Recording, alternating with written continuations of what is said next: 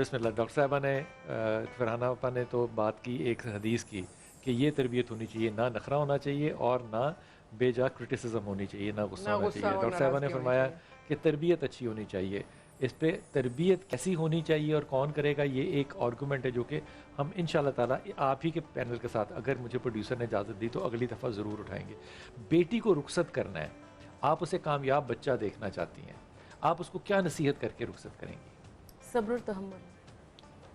کیونکہ میں اس کو اگر تمام در زیورات سے آراستہ کر چکی ہوں, یعنی میں اسے گھرداری بھی سکھا چکی ہوں, میں اسے تعلیم یافتہ بھی بنا چکی ہوں, میں اس کو گھر کے کام کاج بھی سب کچھ سکھا چکی ہوں, اب اس کو جب اپنے نئے گھر جا کر اپنی جگہ بنانی ہے تو صبر اور برداشت سے تو کام لینا پڑے گا. یہ نیگیٹو ٹرمز ہیں دونوں, صبر اور یہ نیگیٹو ٹرمز نہیں. اگر اس کو وہاں ملیں گی خوشیاں تو پھر وہ صبر اور برداشت کیا کرے؟ برداشت کرے خوشیاں, وہ انجوائے کرے خوشیاں. ہیپی پرسنالٹی کیوں نہیں ہم چاہتے کہ ہماری بیٹی بنے؟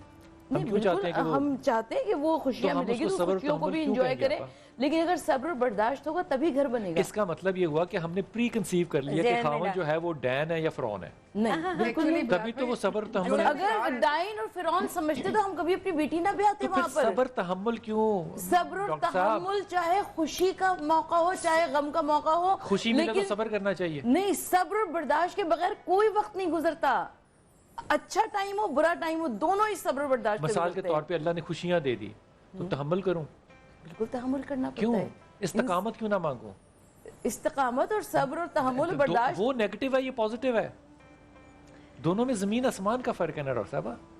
ہم نیگیٹو پہ اپنی بیٹیوں کو رخصت کیوں کرتے ہیں, ہم پازیٹو پہ کیوں نہیں رخصت کرتے؟ جو سسرال ہے نا وہ ایک ایسی درگاہ, ایک درسگاہ ہوتی ہے جہاں پر درگاہ بھی ہوتی ہے, میرا منہ سے نکل گیا, ایک ایسی درسگاہ ہوتی ہے جہاں سے بچیاں زندگی کی حقیقتیں سیکھتی ہیں. یعنی وہ اس سے پہلے تو وہ ریلیشن شپ میں پڑھتی ہیں تو پتہ چلتا ہے نا ان کو پتہ نہیں ہوتا, لیکن اس وقت جو تربیت ماں باپ نے کی ہوتی ہے وہ کام آتی ہے. اور رسول پاک صلی اللہ علیہ وسلم کا ارشاد ہے کہ اب جب تم شوہر کے پاس آ گئی ہو تو اب اس کی بات جو ہے وہ ماں باپ سے بھی زیادہ اہم ہو گئی ہے.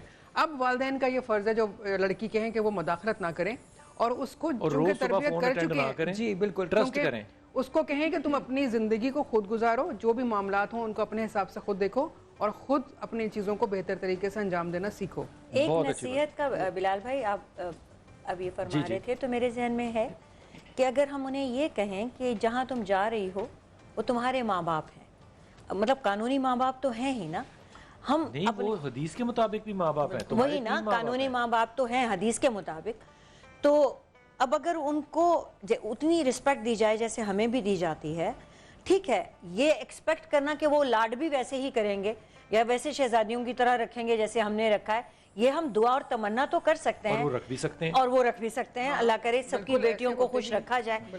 تو ہم یہ کہہ سکتے ہیں بچیوں کو کہ بھائی ان کو جا کے اپنے ماں باپ کی طرح عزت دو, محبت دو, اور ان کی کوئی غیبت آ کر اپنے گھر ہمیں نہ بتاؤ. یہی تو کہنا ہے, ہمیں نہ بتاؤ. جب وہ دیکھ کے جوان ہو رہی ہوگی نا تو تب یہ کہنے کی بھی شاید ضرورت نہ پڑے. بالکل آپ صحیح کہہ رہے ہیں. اماں نے مجھے کوئی نصیحت نہیں کی تھی, میری ماں نے مجھے کوئی نصیحت نہیں کی تھی, ٹھیک ہے.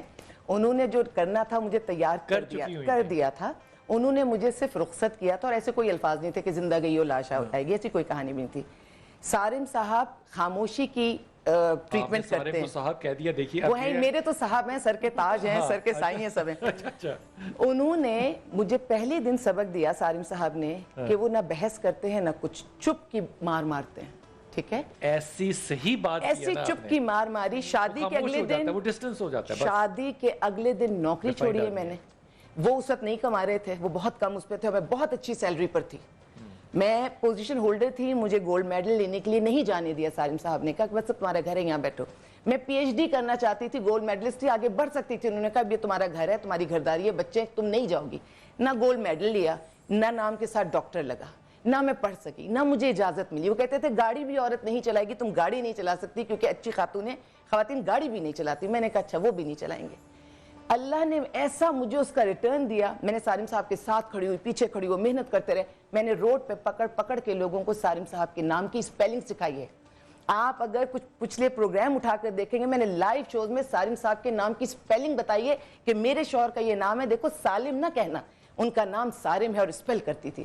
میں نے جس طرح سے ان کے ساتھ لگے, ان کی اپنی بہت محنت ہے, ان کی بہت محنت ہے, لیکن میں یہ سمجھتی ہوں کہ سارم صاحب ترقی کرتے گئے تو میں ان کے ساتھ ترقی کرتی گئی. انہیں ایوارڈ ملا, مجھے لگا یہ تو مجھے ایوارڈ ملا. میں پہلے ان کے پیچھے کھڑی تھی, پھر مجھے لگا ساتھ میں اور لوگ بھی کھڑے ہو رہے ہیں, تو میں نے کہا نہیں میں ساتھ کا حصہ بھی کور کروں, میں ساتھ کھڑی ہو گئی. آزادی اتنی دی میں نے سارم صاحب کو کہ نہ کبھی ان کا موبائل, جبکہ وہ عورتوں کے حقوق کے لیے کام کرتے ہیں, ان کو موبائل بہت ساری چیزیں اس میں ہوں گی پرائیویسی میں, کبھی نہیں چیک کیا, کبھی بھی نہیں, زندگی میں کبھی نہیں. اور بلال بھائی اتنا آزاد چھوڑا نا کہ میں یہ کہتی ہوں کہ جو نیکیاں وہ کرتے رہے, اب تو اس کی روشنی گھر کے اندر بھی آنی شروع ہو گئی ہے. اور کیا یتیم, یسیر, طلاق یافتہ, بیوہ, ہر عورت کی ایک آواز پہ شخص کھڑا ہوا, اس کی مدد کی, اور وہ نیکیاں پھیل کے پتہ نہیں کہاں تک پہنچ گئی. سسرال میں نے 27 سال ایک کمرے میں گزارے ہیں. اگر کوئی عالیہ سارم برنی سے کوئی سیکھنا چاہتا ہے, ایک کمرہ اور 4 بچے اور ایک شوہر, اور ہم 6 لوگ. اماں آتی تھی تو ساتھ بھی میری ماں. کامیاب عورت وہ ہوتی ہے جس کی پیٹھ پیچھے اس کی بیوی جو ہے وہ تعریف کر رہی ہے. بالکل صحیح کہہ رہے ہیں.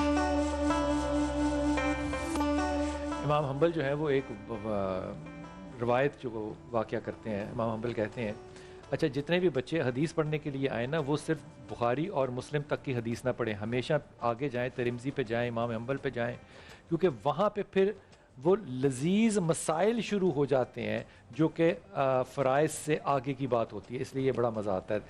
دوسری بات یہ, امام کہتے ہیں کہ جب امام علی کا نکاح ہونا تھا سیدہ فاطمہ سے, تو کہاں رسول کی بیٹی, مجھے کہنے کی اجازت دیجیے, کہاں علی, وہ رسول کی بیٹی ہے. لیکن جب رسول پاک صلی اللہ علیہ وسلم آ کے نکاح پڑھتے ہیں تو وہ راوی کرتے ہیں, وہ کہتے ہیں کہ آدھا نکاح جو ہے انہوں نے علی سے کہا کہ تم پڑھو, اور آدھے نکاح میں دلہا نے حمد باری تعالیٰ کی. حمد باری تعالیٰ کے بعد اب یہ سنت پتہ نہیں ہمارے یہاں کیوں مقبول نہیں ہو رہی. اس کے بعد رسول پاک صلی اللہ علیہ وسلم نے جو خطبہ پڑھا وہ نصیحت کا تھا اپنی بیٹی کو, اور یہ ذہن میں رکھنا, نصیحت کا تھا. اور اس نصیحت کے ایک جملے پہ امام علی کرم اللہ جو ہیں وہ چچا حضرت ابو فضل عباس کے پاس گئے اور ان سے پوچھا کہ اس کے معنی کیا ہے. حیا میں سسر سے نہیں پوچھا, نبی سے پوچھنا بنتا تھا. رسول پاک صلی اللہ علیہ وسلم نے اپنی بیٹی سے کہا کہ بیٹی میں تمہیں علی کے حوالے کر رہا ہوں, علی کے نفس کی تسکین کی خاطر. جملہ ختم. اب میں اور آپ جب اپنی عقل اور شعور سے سوچیں گے نا تو ہم تسکین نفس کو اور طرح سے سوچیں گے. یہ مرد اور عورت کے جینڈر میں لے کے جائیں گے. علی علی ہے, علی علی ہے.